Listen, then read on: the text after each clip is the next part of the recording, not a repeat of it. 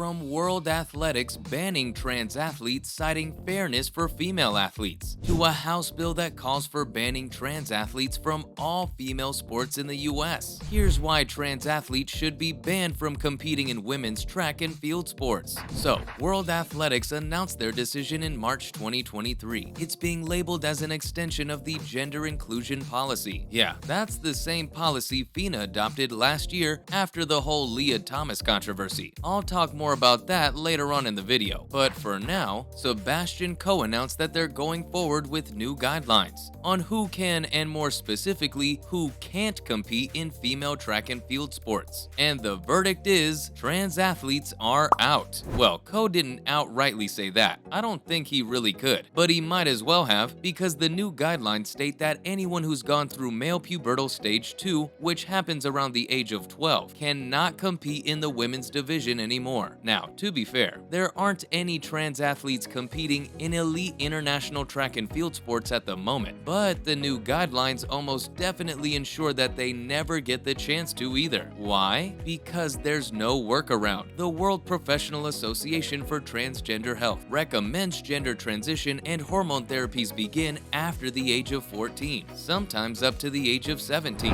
Effectively, transgender athletes cannot compete in track and field sports as women anymore. I know what you're thinking. Yes, the announcement caused quite the stir. Coe admitted that there were no right answers here, but he also said that World Athletics would be defending their stance no matter what. Coe admitted that making such a decision was difficult because of the rights and needs of different groups who would be affected by it, but it had to be done. They claimed that their foremost responsibility was fairness for female athletes above all other considerations. Did World Athletics just wake up one day and decide to ban trans athletes? That would be weird, considering how they didn't have to ban any existing athletes, unlike in a few other sports. But Coe claimed that the decision was taken proactively after the International Olympic Committee asked for more fairness in their trans athlete guidelines. He also said that while World Athletics came to this decision after months of research, they're willing to change their stance should new research arise, which is exactly what the IOC asked for. The committee wanted commissions to show how testosterone betters performance, and not just because trans athletes have more of it. Men produce testosterone, but so do women. The difference is in how much of it they have.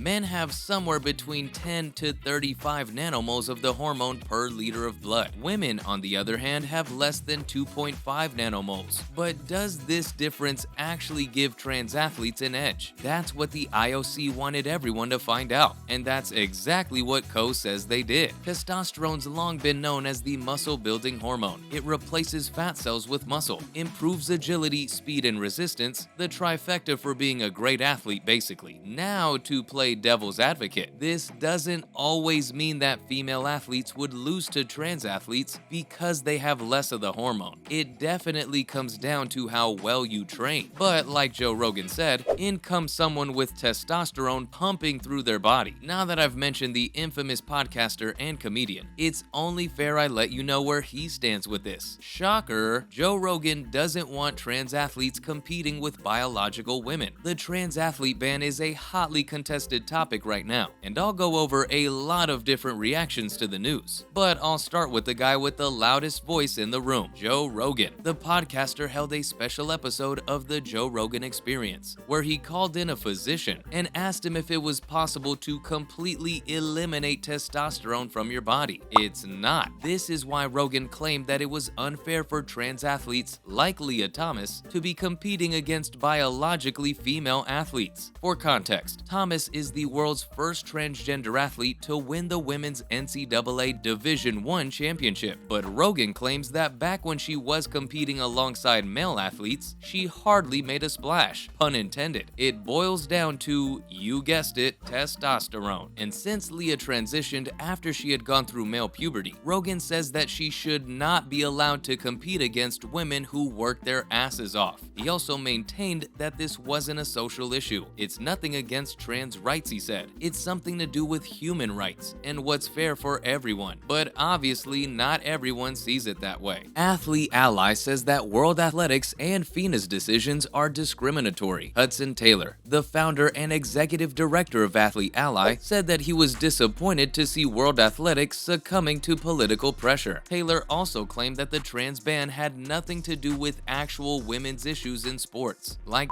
abuse, pay disparities, harassment, lack of women in leadership, and a whole lot of other issues that admittedly still exist in women's sports even in the 21st century. Athlete Ally made their position pretty clear. They'd be doing whatever they possibly could to advocate against the trans ban. Taylor also made it a point to mention that the decision was unnecessary. He said that by Coe's own admission, there weren't any trans athletes competing in track and field, but that since right-wing politicians had been lobbying against trans athletes in other sports, Coe allegedly wanted to secure track and field's funding before the matter got out of hand. Yep, before they actually had a trans athlete to ban. So while the ban doesn't include any existing trans athlete, again, there aren't any, it does affect a total of 13 track and field stars. How? Because they have raised testosterone levels too, even though they are not transgender athletes. Does anyone here remember how Caster Semenya destroyed her competition at the 2016 and 2017 Olympics? The South African middle distance runner was untouchable. She's been one of the best track and field athletes we've ever seen. But did you know she's been banned from competing since 2019? Well, it hadn't been a complete ban, but after the 2015 World Athletic Guidelines claimed that all athletes must maintain testosterone levels below 5 nanomoles per liter of blood, Semenya was effectively out. That's cause she's an intersex athlete. Semenya was assigned female at birth but developed male-like characteristics later on, so she's virtually exempted from the trans ban. But not really. I get how this might be confusing, but here's what we know. The new guidelines state that all athletes in female track and field need to maintain blood testosterone levels below 2.5 nanomoles per liter for 2 years. Previously, it had been 1 year. Now Semenya claims that she won't go through 2 whole years of hormone therapy, and neither will the 12 other intersex athletes who have been affected by the ban. I should mention though that while there is a lot of opposition to world athletics banning trans and intersex athletes from track and field, there's been a lot of support for their decision too. Some athletes claim that it's been a long time coming. It's just been way too controversial of a topic for a long time. Otherwise, the ban would have happened sooner. At least that's what the people of Reddit are saying. The platform has been closing discussions on the trans athlete ban, but it does exist there if you know where to look. And I found an open discussion where people were talking about how much they supported the ban. Here's a rundown of what was said. One commentator claimed that it's about time sports bodies had some common sense in them. The person argued that sports have always been segregated based on gender, and while woke people would have loved more inclusivity, they're going about it all wrong. I should mention here that everyone said that the trans ban should not translate to upholding trans rights. Instead, Reddit came up with a solution, an open category. This has actually been proposed, but the workup hasn't started yet, probably according to one Redditor, because everyone's too busy fighting over being included in women's categories. Someone argued that those with more testosterone would spend less time at the gym, trading fat for muscle, and therefore have more time to build their skills. So Reddit's made its position pretty clear. They think the trans ban is beneficial to sports as a whole. Lastly, in more recent news, the House just approved a trans athlete ban too. House Republicans get to check another high-profile item off their social agenda after they just pushed legislation calling for transgender athletes to be banned from competing in female division spots at federally supported schools and colleges. They had posters saying, "Save women's sports all around," but it's not that straightforward. The bill is unlikely to move forward because, well, Joe Biden's probably going to veto it, if it even gets to the White House, that is. The Democratic-led Senate would probably throw it away before that ever happens. This is why House Republicans are trying to build more momentum for their cause. Again, citing Leah Thomas as an example of how a transgender athlete managed to outdo cisgendered females in female swimming. Who knows though? Based on all the momentum the trans athlete ban's been building up, maybe it actually manages to go through. Only time will tell. So, from the House passing a trans athlete ban to World Athletics jumping the gun on the trans ban before they even had a trans track star. This was everything on why trans athletes should be banned from track and field. Thanks for watching, and I'll see you next time.